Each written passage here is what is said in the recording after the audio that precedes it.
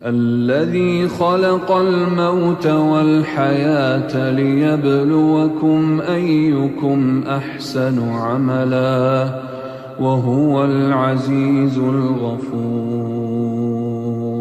ایک نوجوان ہمارا تبلیغی دوست گلاسگو میں رہتا تھا، وہ بیمار ہو کے ہاسپٹل گیا ہے، تو اس کی جو اٹینڈنٹ نرس تھی اس نے 3-4 دن کے بعد کہا کہ آپ مجھ سے شادی کریں گے؟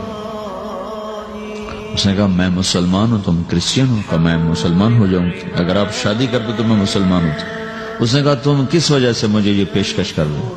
وہ کہنے کہ میں 3 دن سے تمہیں دیکھ رہی ہوں تو کہ تم نے ایک دفعہ بھی نظر اٹھا کے مجھے نہیں دیکھا، میں نرس ہوں، میری زندگی یہاں گزری ہے، میں نے کوئی نوجوان ایسا نہیں دیکھا جو لڑکی کو دیکھ کے نظر جھکا لیتا ہو، میں پہلی دفعہ اپنی زندگی میں کسی کو دیکھ رہی ہوں کہ جب اس کے سامنے میں آتی ہوں تو اس کی نظر جھک جاتی ہے، تو مجھے یقین ہو گیا تیرے اندر سچائی ہے۔ تو مسلمان ہو گئے۔ اس نے آگے کتنی بچیوں کو مسلمان کیا۔ پھر اشفاق احمد صاحب مرحوم تھے، یہ ڈرامہ رائٹر، ان سے اچھی سلام دعا تھی میری، تو ایک دن مجھ سے کہنے لگے کہ میں تبلیغ کے کام سے متاثر ہوا ہوں انگلینڈ جا کر، پاکستان میں نہیں، انگلینڈ جا کر۔ تو میں ایڈنبرا میں پارک میں بیٹھا تھا، میری بیوی میرے ساتھ بیٹھی تھی، تو ایک جماعت آئی، انہوں نے آ کر اذان دی مغرب کی اور نماز پڑھی۔ نماز کے بعد 13-14 لڑکیاں بھاگ کے آگے آئیں ان سے بات کرنے کے لیے، تو میں نے بیوی سے کہا آؤ سنو یہ کیا کہنے کہتے ہیں، تو کہا ہم دونوں بھی پہنچے، تو جس نے جماعت کرائی تھی اس کو ایک لڑکی آگے بڑھ کے کہتی آپ کو انگلش آتی؟ کہی آتی ہے۔ کہی آپ نے کیا کیا ہے؟ کہی ہم نے اپنی عبادت کی۔ تو لڑکی کہنے لگی آج تو اتوار نہیں ہے، تو اس نوجوان نے کہا کہ جی ہم دن میں 5 دفعہ کرتے ہیں، صرف اتوار کو نہیں، روزانہ 5 دفعہ۔ وہ لڑکی کہنے لگی یہ تو بہت زیادہ ہے، آپ اس کو کیسے نبھاتے ہیں؟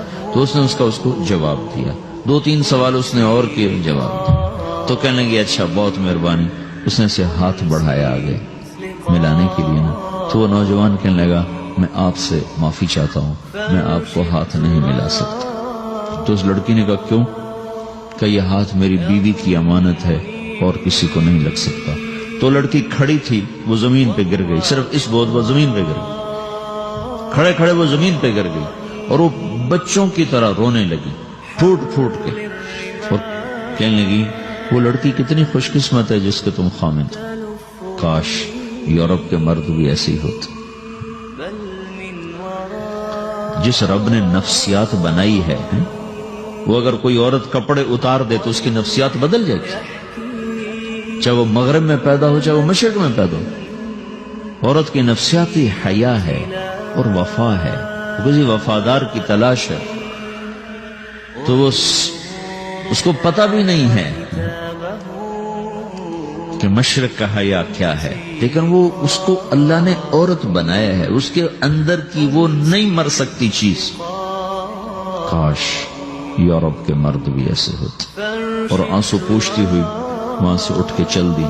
تو اشفاق صاحب مرحوم کہنے لگے میں نے اپنی بیوی سے کہا بانو آج وہ تبلیغ ہوئی ہے کہ لاکھوں کتابیں بھی چھپ جاتی، وہ کام نہ ہوتا جو یہ نوجوان اپنے عمل سے کر گئے۔ تو میرے عزیزو کٹی پتنگ نہ بنو، اپنی کٹی پتنگ کی منزل کوئی نہیں رہتی۔ اللہ اس کے رسول کے ہاتھ میں اپنے ڈور دے کے چلو، اللہ اس کے رسول کی غلامی میں اپنے آپ کو چلاؤ تو اللہ تمہیں بھاگ لگائے گا، عزت بھی دے گا۔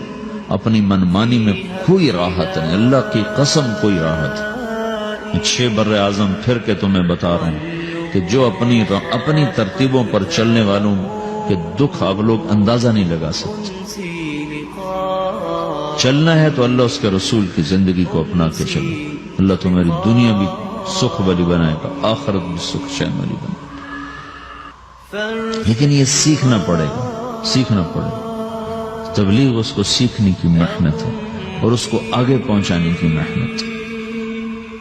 تو یہ عمر ہے، اس وقت ساری دنیا اسلام کے لیے تیار ہے، چونکہ نظریاتی طور پر دنیا شکست کھا چکی، کسی کے پاس کچھ نہیں۔